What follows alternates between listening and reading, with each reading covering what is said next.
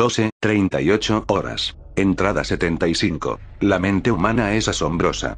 Después de más de 72 horas encerrados en un cubil del tamaño de un armario mediano, sin luz, sin apenas sonido y sin referencias sensoriales de ningún tipo, empezaba a sufrir alucinaciones.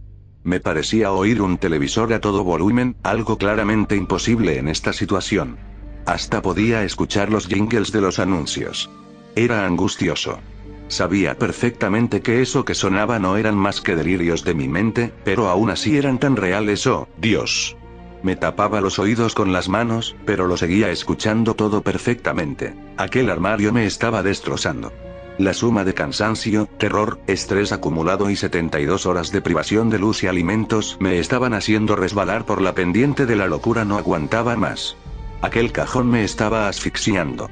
Notaba cómo las paredes se acercaban a mí, haciendo el espacio más pequeño, me aplastaban, me apretaban. La oscuridad era densa como el petróleo, hasta el aire era oscuro. No podía respirar, mis pulmones bombeaban aire como locos, pero no llegaba oxígeno a ellos, me ahogaba, tenía que salir de allí. Me giré hacia la puerta del altillo y empecé a arañarla buscando desesperadamente el tirador. Justo en ese momento noté dos manos duras como el acero que me agarraban por los brazos, mientras me susurraban algunas palabras en ruso, tratando de tranquilizarme. Era Pritchenko.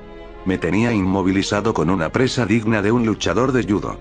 Me mantuvo así durante un buen rato, mientras mi respiración se calmaba y recuperaba el autocontrol. Jodido ucraniano. Su aspecto es engañoso. Parece poca cosa, tan pequeño, con su enorme mostacho rubio tapándole media boca, pero tiene un espíritu de hierro y una resistencia asombrosa. No se ha derrumbado con toda esta presión y yo he estado a punto de mandarlo todo a la mierda por un ataque de claustrofobia. Le debo una. Empecé a llorar en silencio, como un auténtico idiota.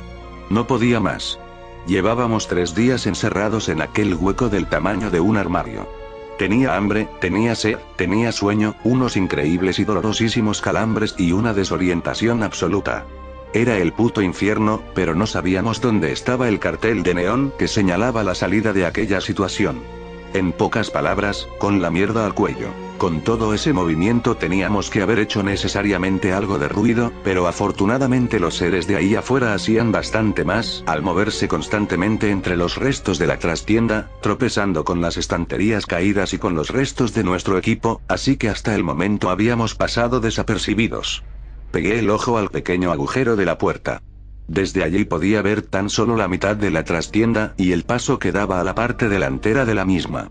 El cuarto estaba en penumbra, muy levemente iluminado por la luz que entraba desde la puerta principal, donde un día estuvo la verja. Podía distinguir la sombra de al menos 8 de esos seres, que aún permanecían en aquel reducido espacio, pero seguramente habría más en la parte delantera de la tienda o en la calle, justo enfrente de la misma. Aquellos hijos de puta no se habían marchado al acabar con Kritsinev y los ucranianos, sino que se habían limitado a permanecer por ahí dando vueltas, como buscando algo o a alguien. Durante las primeras 24 horas aquel cuarto había estado atestado de aquellos monstruos, en su inmensa totalidad atraídos por el barullo organizado por los disparos.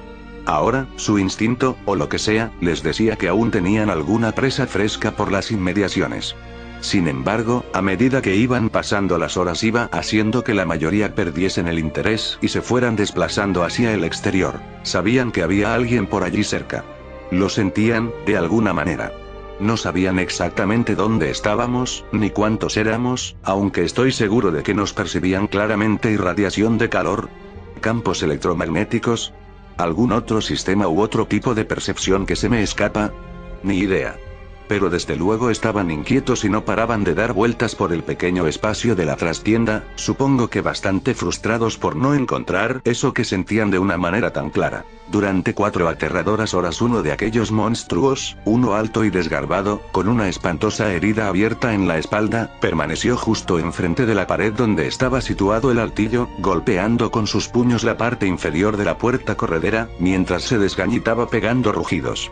La sangre casi se nos hiela en las venas a Pritchenko y a mí.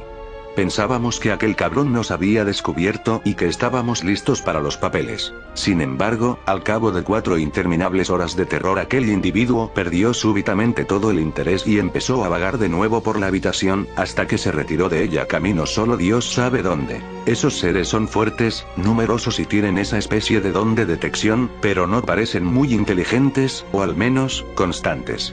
Su capacidad de concentración y coordinación es bastante limitada, por no hablar de sus aptitudes psicomotrices.